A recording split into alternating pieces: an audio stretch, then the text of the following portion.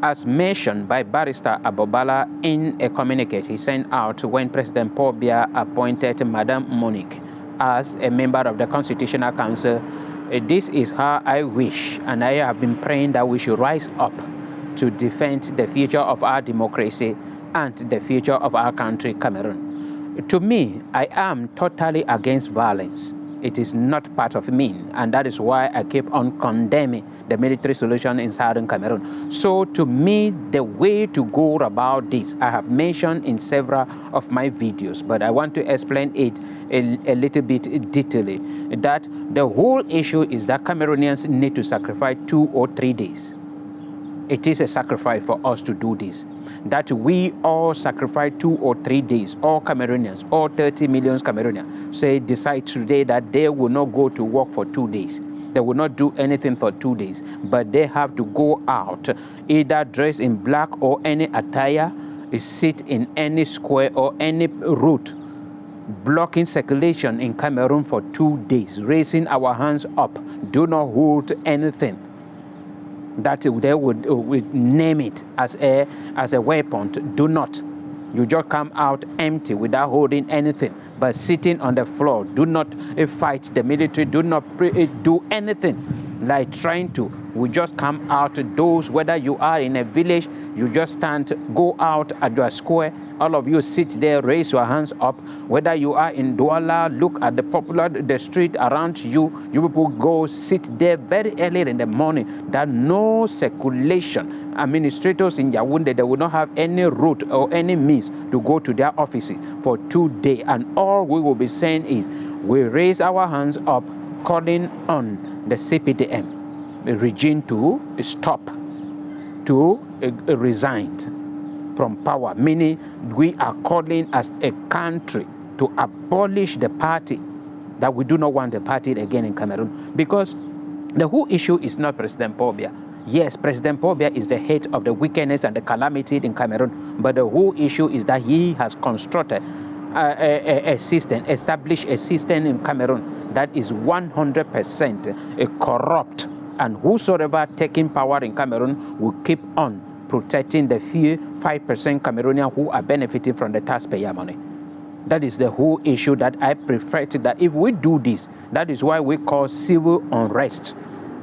We are not violence. We will not attack any military. We will not attack any police. We will not do anything. But when they will come out, they will see us sitting on the floor. Because if I'm proposing the issue of sitting on the floor, because there is no way. If you are standing, you will be maybe you have that desire to move or to shake or to take a step. And when you take a step, they will say you want to attack them.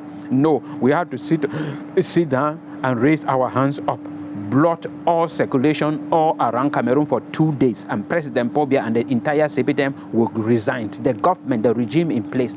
And then we now will sit and call for a general election in Cameroon, a general election to elect somebody who will hate a transitional government, meaning it can only be for 2 or 3 years, to rebuild all institutions in Cameroon, including a LECAM, Constitutional Council, in the National Assembly, and the Senate. They do all this whole issue. Now that transitional government will do it, and when everything is okay and we are aware that we have neutral people in all these institutions, then we organize a general election, which will be the presidential election, and the president will take over power. This is the kind of Cameroon I want, and this is the only way we can go about it. Through electoral process, I believe, I don't trust it even one bit, because the kind of corruption in Cameroon, only God, nature, and those who are involved in it can really explain it. Corruption in Cameroon is like a green grass in a green snake in a green grass. It takes the grace of God for you to understand and identify an act of corruption in Cameroon. And that is what I say is that what the government of President Paul Biya has corrupted corruption. And the only thing to do is to remove them out of power. Even if somebody take over power today in Cameroon, because all the 369 political parties in Cameroon, I can confidently say to you that what at least 300 of those political parties are CPDM branches. created by the CPTN to cause confusion all over the nation. So I do not trust any. Most of the opposition parties in Cameroon, I don't. Whatsoever they are vibrating, whatsoever they are doing are just distraction and causing confusion, and electoral, this thing remains in the hands of this wicked group of people. And the only thing to remove them is for us to say no to it. And no is not, I say no today, and tomorrow you say no. The next day this person said no, they will continue. If we can stand one and sacrifice 2 days to say no, no, no, no, on stop, the government will resign. That is all, and this is the best way to go about it. If you are in support of it, you should drop it at the comment section, because we are trying to gather population. If we can raise people in all corners of Cameroon where they can be helping to mobilize people concerning this issue, and one day we will do it, put it at the comment section, and we will create a platform for this particular issue, and one day we will succeed in it. Our desire is to be free and benefit from what God gave us. Cameroon is a promised land. Cameroon is a land blessed by God. But Cameroonians are not seen, because the things that are in Cameroon have been taken, embezzled, looted by this group of wicked people. I said there are only 5% of them. 95% of Cameroonians are suffering. They are the politicians, the elite, the top businessmen and women, the top government officials.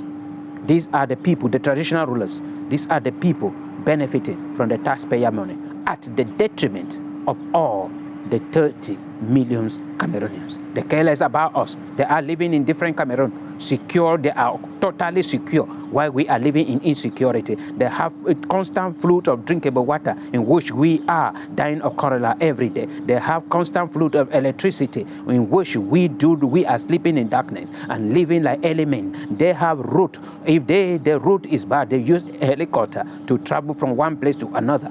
But we do not have that. When they are sick, they have a hospital to go to.